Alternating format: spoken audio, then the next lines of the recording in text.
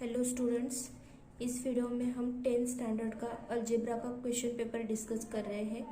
तो ये first semester examination का पेपर है जो 40 मार्क्स के लिए होगा। क्वेश्चन 1 और क्वेश्चन 2 मैंने पहले ही डिस्कस किया है, जिसके वीडियो चैनल पे अपलोड किए गए हैं। तो ये क्वेश्चन 3 है। Question 3B, solve the following सब क्वेश्चंस बोला है एनी 2 फॉर 6 मार्क्स, यानी कि ईच क्वेश्चन फॉर 3 मार्क्स। ठीक है, तो फर्स्ट क्वेश्चन क्या है, देखो, solve the following simultaneous equation using Cramer's rule.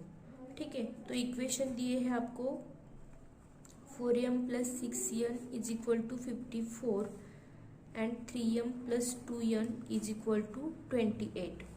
ठीक है, तो ये जो इक्वेशंस है आपको इनको पहले तो कंपेयर कर लेना है। कंपेयर करो, इसे इक्वेशन 1 बोलो और इसको इक्वेशन 2 बोलो।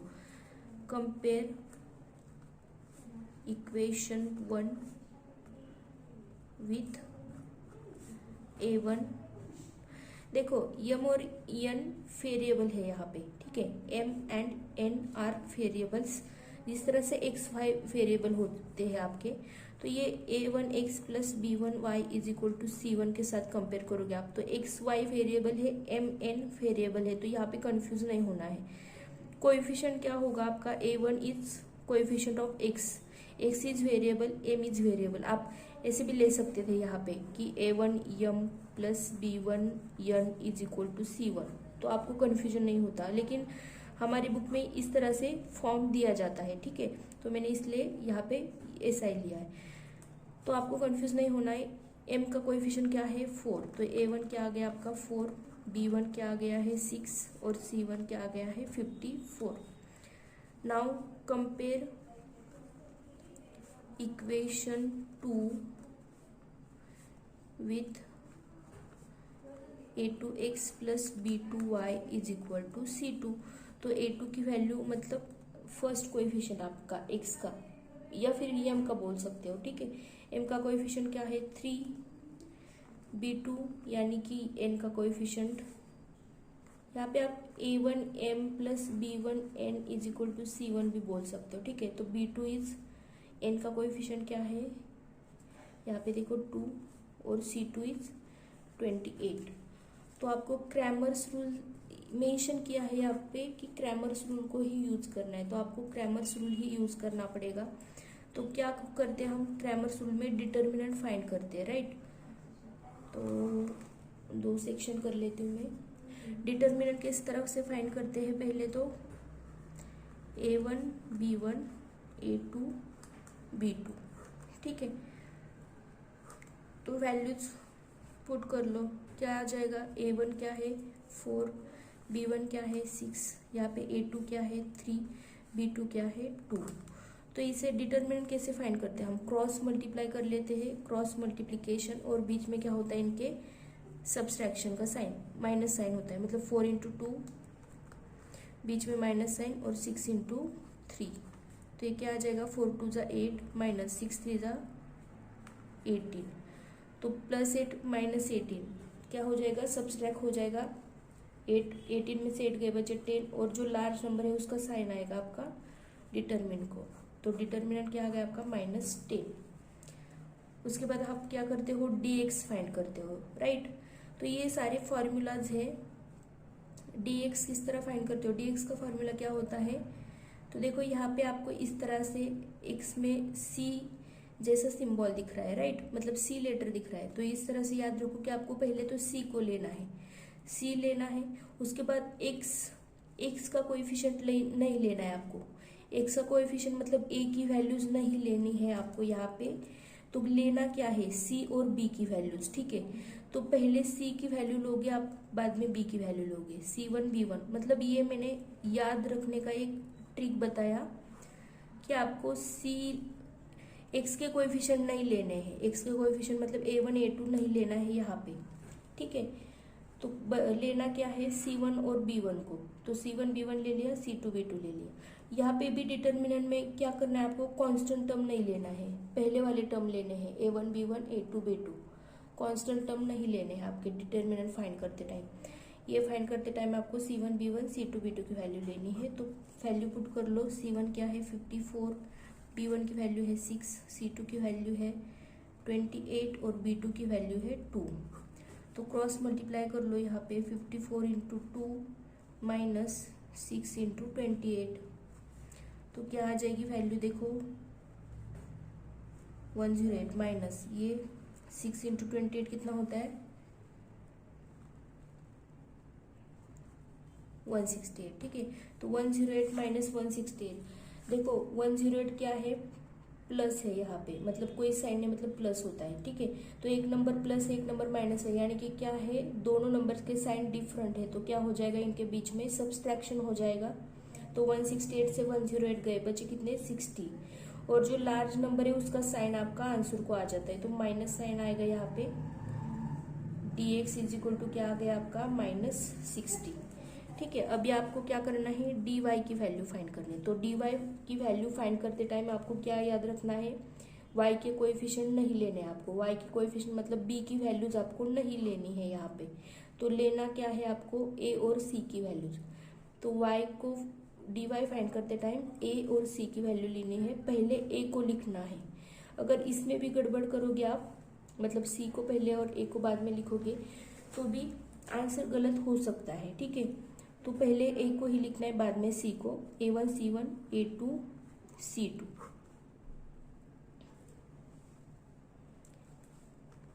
तो वैल्यूज पुट कर लो। a1 की वैल्यू क्या है 4, c1 की वैल्यू है 54, a2 की वैल्यू है 3 और c2 की वैल्यू है 28। तो क्रॉस मल्टीप्लाई करो 4 इंटू 28, बीच में माइनस साइन 3 इंटू 54। क्या किया क्रॉस मल्टीप्लाई कर लिया और बीच में माइनस साइन ले लिया है यहाँ पे। तो मल्टीप्लाई करके क्या आ जाएगा यहाँ पे 112। ठीक है, और ये 162। तो देखो ये पॉजिटिव है ये निगेटिव, मतलब ये प्लस ये माइनस साइन है, मतलब दोनों नंबर्स के साइन डिफरेंट है तो सब्सट्रैक्ट होगा। 162 से 112 गए, बचे कितने 50। और जो लार्ज नंबर है उसका साइन आएगा आपका आंसर को, तो माइनस साइन आ गया। dy is equal to -50। तो अब आप x और y की वैल्यू कैसे फाइंड करते हो, x is dx divided by d and y is dy divided by d। ये सारे फॉर्मूलाज आपको क्रैमर्स रूल में याद रखने ही है। कौन से फॉर्मूला, d फाइंड करने का फॉर्मूला, dx फाइंड करने का फॉर्मूला, उसके बाद dy की वैल्यू फाइंड करने का फॉर्मूला, उसके बाद x कैसे फाइंड करते हो तो dx डिवाइडेड बाई d लेना है, y फाइंड करने के लिए dy डिवाइडेड बाई d लेना है। तो x के लिए dx क्या आया था -60 डिवाइडेड बाई d की वैल्यू क्या आई थी -10। तो देखो माइनस माइनस साइन कैंसिल हो गया और 10 6 जा 60। तो x की वैल्यू क्या आ गई आपकी 6। और y फाइंड करना है तो dy divided by d, dy की वैल्यू क्या है -50, d की वैल्यू क्या है -10। तो माइनस माइनस साइन यहाँ पे भी कैंसिल होगा, 10 5 जा 50। तो y की वैल्यू क्या आ गई है आपकी 5।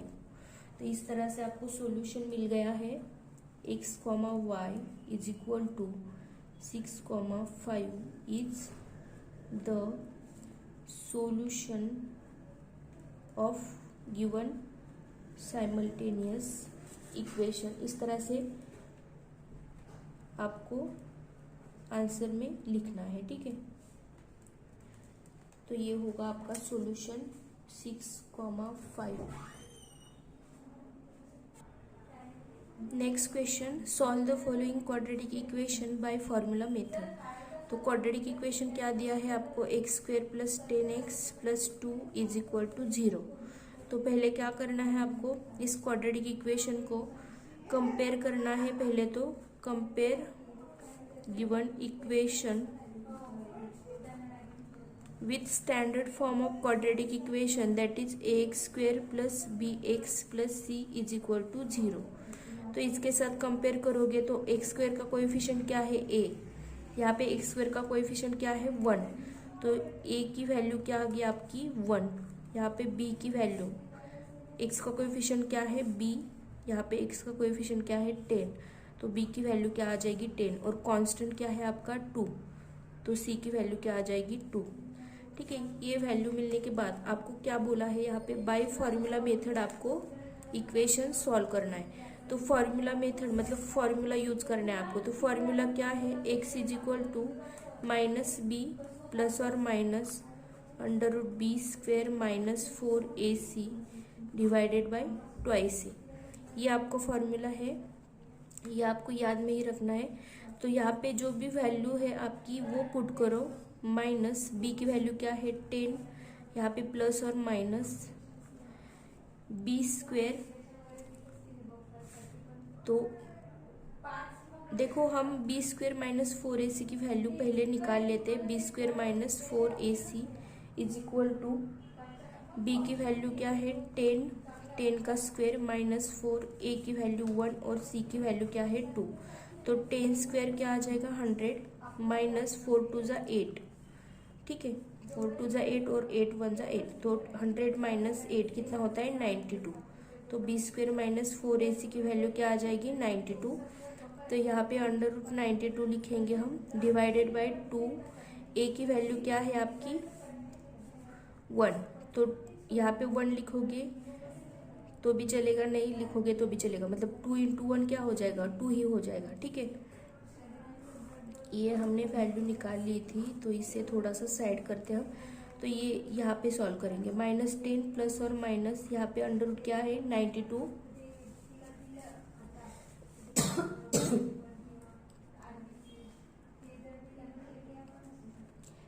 को किस तरह से लिख सकते हैं हम, देखो 4 इंटू 23। ठीक है, कैसे लिखना है हमें इस नंबर को 92 को, दो नंबर्स के मल्टीप्लिकेशन में लिखना है जिसमें से एक नंबर आपका स्क्वायर नंबर होगा। तो 4 इंटू 23 हम लिख सकते हैं और नीचे ये 2। ठीक है, अभी माइनस 10 प्लस और माइनस रूट 4, ये सेपरेट कर लो, रूट 4 इंटू दोनों नंबर्स को अलग अलग से रूट दे दो, तो 2 root 4 into root 23 divided by 2, तो is equal to minus 10 plus और माइनस रूट 4 कितना होता है 2, और ये रूट 23 एज इट इज लिखूंगी मैं डिवाइडेड बाई 2। ठीक है, अभी हम ये जो प्लस और माइनस साइन है उनको सेपरेट लिखते हैं हम। एक तो x इज इक्वल टू क्या लिख सकते हैं माइनस 10 प्लस साइन के साथ लिख लो, और एक बार x की वैल्यू माइनस साइन के साथ लिख लो, मतलब यहाँ पे प्लस ले लिया, प्लस और माइनस जो था हमारा, एक बार प्लस ले लो एक बार माइनस ले लो बीच में, इस तरह से। ठीक है, अभी देखो आप इस यहाँ पे 2 कॉमन निकाल सकते हो, तो 2 कॉमन निकालो।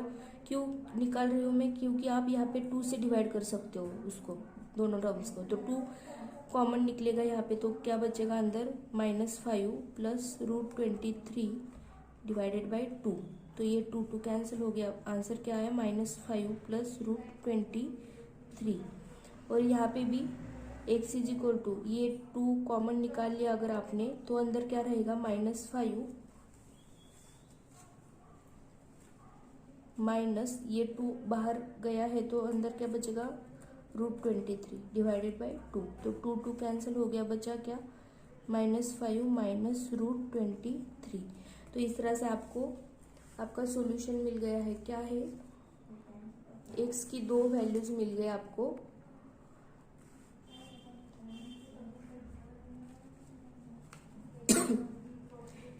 क्वाड्रेटिक इक्वेशन है, मतलब आपको x की 2 वैल्यूज मिलनी ही चाहिए। ठीक है, तो 2 वैल्यूज यहाँ पे मिल गई है by formula method, -5 plus root 23, और सेकेंड वैल्यू क्या है -5 माइनस रूट 23।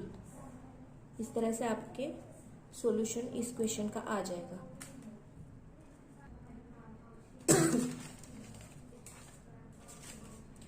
थर्ड क्वेश्चन है क्वेश्चन 3b में, लास्ट क्वेश्चन क्या है, find the sum of first 125 even natural numbers.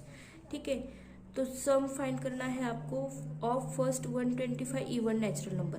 तो आपको पता है फर्स्ट इवन नेचुरल नंबर क्या है 2, उसके बाद का इवन नंबर क्या है 4, उसके बाद 6। इस तरह से आपके इवन नंबर्स होते हैं, राइट। तो आपको यहाँ से क्या पता चला कि आपकी फर्स्ट टर्म जो ये इवन नेचुरल नंबर्स की जो सीरीज दिख रहे हैं आपको, ये क्या है, this is nothing but the arithmetic progression. ये क्या है, अरिथमेटिक प्रोग्रेशन। ऐसा क्यों बोला मैंने, क्योंकि यहाँ पे दो कॉन्सिक्यूटिव जो टर्म्स है उनमें डिफरेंस कितने का है, 2 का डिफरेंस है, ठीक है। अगर आप नेक्स्ट टर्म माइनस पहले वाली टर्म करोगे, 4 - 2 करोगे तो डिफरेंस मिलेगा 2। अगर आप 6 - 4 करोगे तो भी डिफरेंस क्या मिलेगा आपको 2, यानी कि आपको कॉमन डिफरेंस क्या मिल रहा है यहाँ पे 2, ठीक है। तो ये क्या हो गया आपका अरिथमेटिक प्रोग्रेशन। फर्स्ट टर्म क्या है आपकी, फर्स्ट इवन नंबर क्या होता है 2, तो फर्स्ट टर्म आपकी क्या है यहाँ पे a = 2, डिफरेंस भी 2 है, फर्स्ट टर्म भी 2 ही है। अब आपको क्या करना है, फर्स्ट 125 इवन नेचुरल नंबर का सम फाइंड करना है, ठीक है।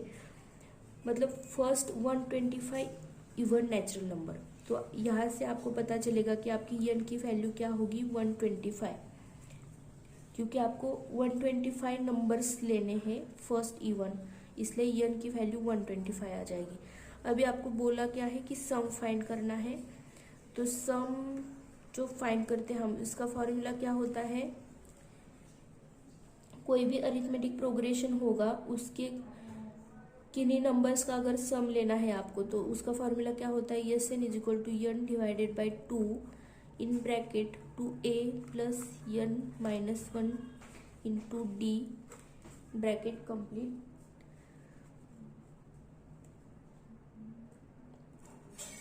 तो n की वैल्यू क्या है 125, यस 125 = 125 डिवाइडेड बाई 2। जो भी वैल्यूज मुझे मिली है वो यहाँ पे मैं पुट करूँगी। a की वैल्यू क्या है 2 प्लस n की वैल्यू क्या है 125 माइनस 1, d की वैल्यू क्या है 2। तो ये क्या किया मैंने, वैल्यूज पुट कर दी। अभी क्या करना है आपको, सॉल्व करना है। तो अभी देखो यहाँ पे 125 है डिवाइडेड बाई 2, अगर डिवाइड करोगे आप तो पॉइंट में आंसर आएगा, तो इसलिए आप इसको एज इट इज अभी के लिए रख लो। यहाँ पे 2 × 2 क्या होगा 4 प्लस 125 माइनस 1 कितना होता है 124, और ये इंटू 2। पहले ब्रैकेट सॉल्व कर लो, 125 डिवाइडेड बाई 2 इंटू ये 4 प्लस 124 को 2 से मल्टीप्लाई करो, कितना आ जाएगा 248, ठीक है। अभी इस 125 डिवाइडेड बाई 2 ये ऐड कर लो, 4 + 2 48, 248 + 4 कितना होगा 252, ठीक है। अभी देखो ये 252 जो दिख रहा है आपको वो क्या है 125 को मल्टीप्लाई कर रहा है। ये जो नंबर होता है ना वो न्यूमरेटर को मल्टीप्लाई करता है, ठीक है। मतलब आप इस तरह से भी लिख सकते हो, आपको कन्फ्यूजन ना हो इसलिए लिख रही हूँ मैं इस तरह से। तो आप 2 से डिवाइड कर सकते हो 252 को, क्या आएगा 2 × 1 = 2, 2 × 2 = 4, बचा 1, 1 पे आया 2, तो 2 × 6 = 12, 126। तो यस 125 की वैल्यू क्या आ गई है आपकी 125 × 126, ठीक है। तो ये कैलकुलेशन कर लो आप, 125 × 126, जो भी आपका आंसर आएगा वो आपका फाइनल सॉल्यूशन होगा।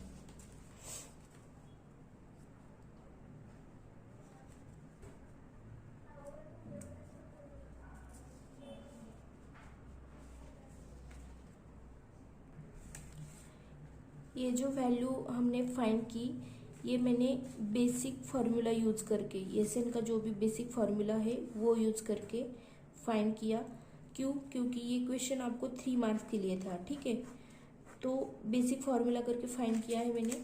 लेकिन आपको जो चैप्टर है आपका वहाँ पे अगर सम ऑफ इवन नंबर्स करना है तो उसके लिए यही फार्मूला यूज करके फार्मूला मॉडिफाई किया गया है। क्या है फार्मूला कि sum of first n even numbers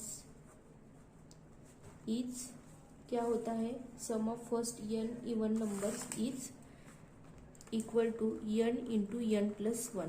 तो अगर आपको बोला है कि फर्स्ट 125 इवन नंबर्स का सम फाइंड करो, तो आपको क्या करना पड़ेगा, n की वैल्यू क्या होगी आपकी 125, तो सम क्या आ जाएगा, S 125 is equal to 125 into 125 plus 1। तो यहाँ पे भी आपको क्या मिल जाएगा, इस तरह से 125 इंटू 126, इस तरह से सेम ही आंसर मिलता है। लेकिन ये जो है हमने किया हुआ वो बेसिक मेथड से, मतलब बेसिक फार्मूला यूज करके पूरा मेथड से सॉल्व किया है, और ये डायरेक्ट फार्मूला यूज करके आपको मिल जाएगा। ठीक है, तो ये हुआ सॉल्यूशन आपका। इस तरह से क्वेश्चन 3B यहाँ पे कंप्लीट होता है। नेक्स्ट वीडियो में हम क्वेश्चन 4 डिस्कस करेंगे।